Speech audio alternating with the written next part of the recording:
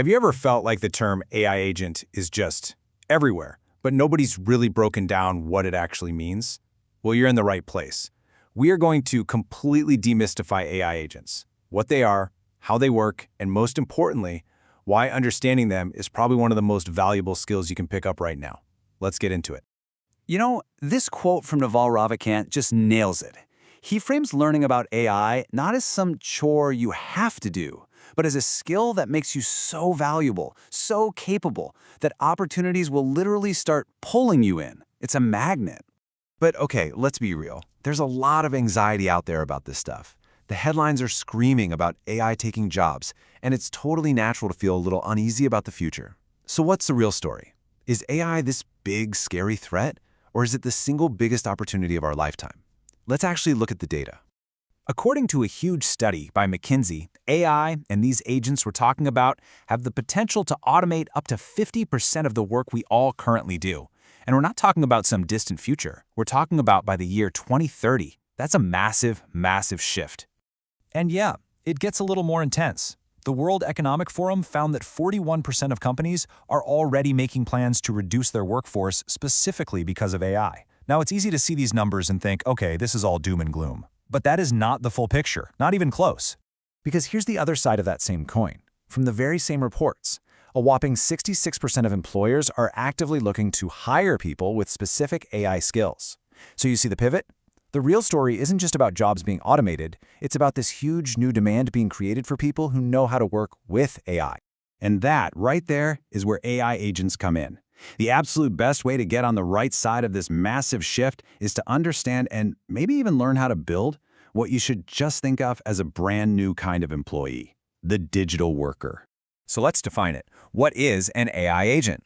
The simplest way to think about it is this. It's a digital worker. It's a piece of software that can understand your instructions in plain English, and then it can actually take actions in the digital world to get stuff done all day, all night, 24/7, and it never gets tired. To make this crystal clear, let's compare an agent to a basic chatbot that you've probably interacted with. If you ask a chatbot to book an appointment, it might just spit back some information, right? Our business hours are 9 to 5, call this number. But an AI agent, it takes action. It goes into the calendar, finds an open slot, books it for you, sends you a confirmation, and updates everything on the back end. You see the difference? It doesn't just talk, it does. So, how do they actually do this? What's going on under the hood that gives them this incredible ability to take action? Let's pop the hood and take a look inside the mind of an AI agent. Okay, so technically speaking, a fully fledged agent has 5 core components. It's got a brain, which is a big language model like GPT-4. It needs prompting. Those are the instructions we give it. It has a memory to remember what you've talked about. It can be given specific knowledge, like your company's documents. And crucially, it has tools to perform actions. Now, I know that might sound like a lot to juggle, but here is the really good news. As a builder, someone who wants to create these things, you don't have to worry about all 5 parts. The brain is basically an off-the-shelf component, and memory is usually handled automatically. That leaves just 3 key ingredients for you to focus on. So these are the 3 things you actually get to play with. First, there's prompting. This is where you define the agent's personality and its goals. Second is knowledge, the specific data you feed it, like product PDFs or customer spreadsheets. And third, and most excitingly, are the tools, the actions you give it permission to take. Mixing and matching these 3 ingredients is how you can create millions of different types of digital workers. Now, of those 3, I want to double down on 1. Tools. Tools are by far the most important part. They are the agent's superpower. This is what separates an AI agent from a simple chatbot and gives it the ability to actually interact with the world. And to understand tools, we just need to get our heads around one simple concept: the API. API might sound super technical, but the idea is actually dead simple. Just think of it like a waiter in a restaurant. You, the customer, make a request. I'd like a burger. The waiter, who is the API, takes that request to the kitchen, the server. The kitchen prepares your order, and then the waiter brings back the response, your food. That's it. The funny thing is, you use APIs all day, every day, without even realizing it. When you click on a YouTube video, your computer sends a request to YouTube's server.